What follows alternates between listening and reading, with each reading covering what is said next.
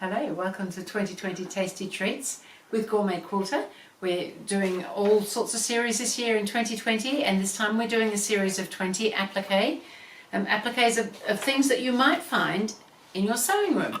So we have this picture here of the 20 blocks that we're doing. So we've already done 2, we're on to block number 3, which is this sewing machine coming along this top row at the moment.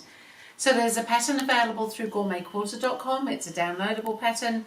And each day for 20 days there's a download of the next pattern and the video, and we're on day number 3. So what I've gone ahead and done, I've got all my shapes ready cut out. So the pattern is all ready for tracing, which means that everything is mirror image so that you can trace it onto the fusible web and then it'll come out the right way round, or the way I drew it up here. And then there's all these little pieces. So the pieces are numbered as well. So the numbering indicates where things might be underlapping, overlapping. So the lower the number, the more likely they are to be sitting underneath something.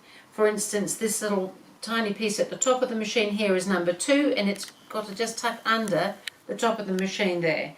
And this was piece number 1, this flywheel over here, and it sits under the edge of the sewing machine there.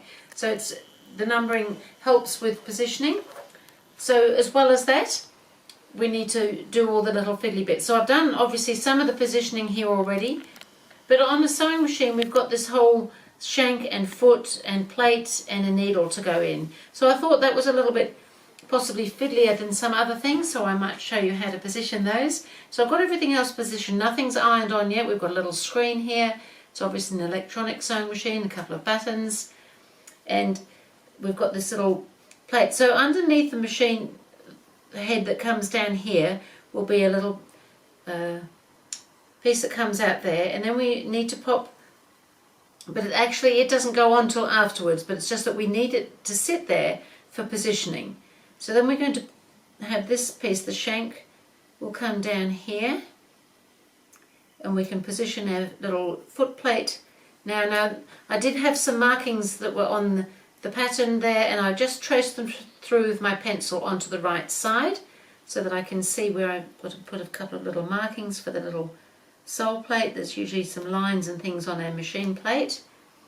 So this little centre bit should line up because we want the needle to go in that little hole that's there. Tricky, hey? So I think this just needs to come up nice and straight there. We can pop the foot on. So a very simplified version of a machine foot, I have to say, but quite fiddly when you're doing little applique bits. So that's going to just sit there like that. And then we've got this very fine little needle. Because of the fusible web that I'm using is a little bit sticky, it's sticking itself nicely in place, which helps a lot at times like this, especially with fiddly little bits. So that needle could come maybe just down a touch more. So just take your time doing this sort of thing, and then this little piece that is here, we now know that those are in the right place. So we can just cover that over and then just underlap it a little bit there so that it sits underneath. And I think by the time we've done all the stitching on that, that's going to look pretty amazing. So I'll just get rid of my little bits of paper here from the back. Now I think everything's ready now to iron in place. So I think you can see all those little bits are ready to go. So we'll give it a good press so that everything is permanently on the fabric, but it does need to be stitched as well. The other thing I did mark was there's a little line coming down here. Most machines have a little space where the thread goes in, so that was to indicate that. Then because I'm free motion applique stitching, I'm just going to put a stabilizer behind. I'm just using a lightweight cotton batting as my stabilizer. Just helps it stitch really nicely. When you do the free motion, it takes the tension off, so you need to have something to hold it all. So we'll go to the machine now, and we might start with this fiddly bit here, because why wouldn't we?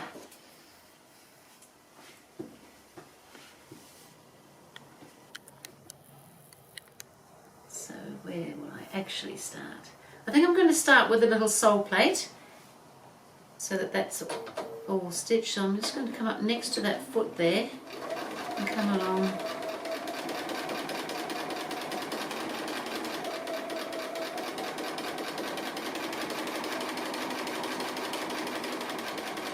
So much fun because you can, it's almost like drawing with your sewing machine when you do things like this.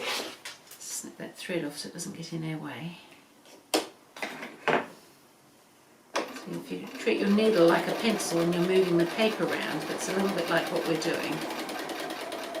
Now I'm just going to skip onto the foot now, but then as I come to these marks on the plate, I'm just going to stitch those while I'm here as well.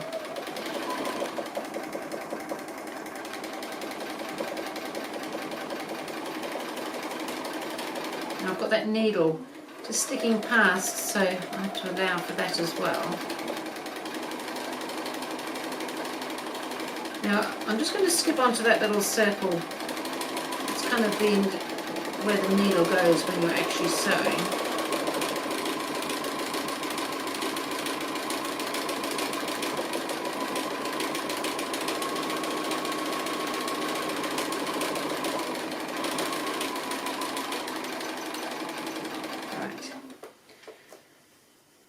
So now I'm going to, I've finished going around the top of the foot there, and I'm going to come up the shank behind the needle. And then I'm going to go onto this little top piece here and come back down around it.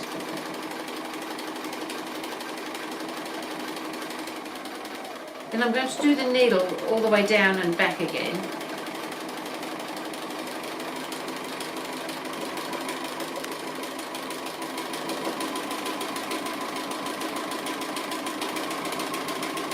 And then I can come down the other side of the shank there. And then actually can just skip around on that foot, and I can come onto the machine and go around there as well. So that was pretty nifty.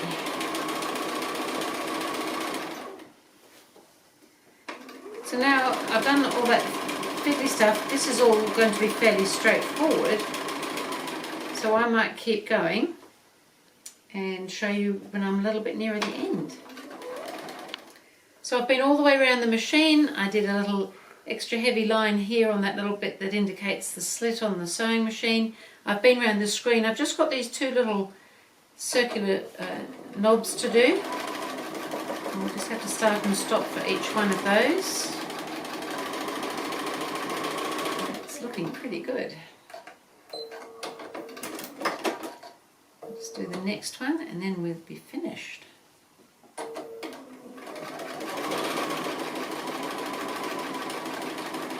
Make a wonderful sewing machine cover with a picture of the sewing machine on it.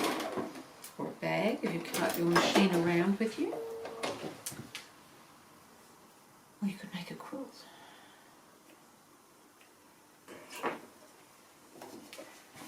So I'll just give it a quick press. And I think it's looking pretty good.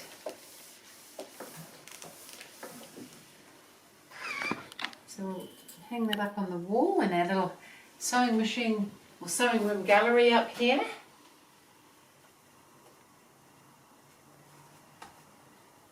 So I've got some snips, I've got some pins and a pincushion, I've got a sewing machine. The sewing room is coming together.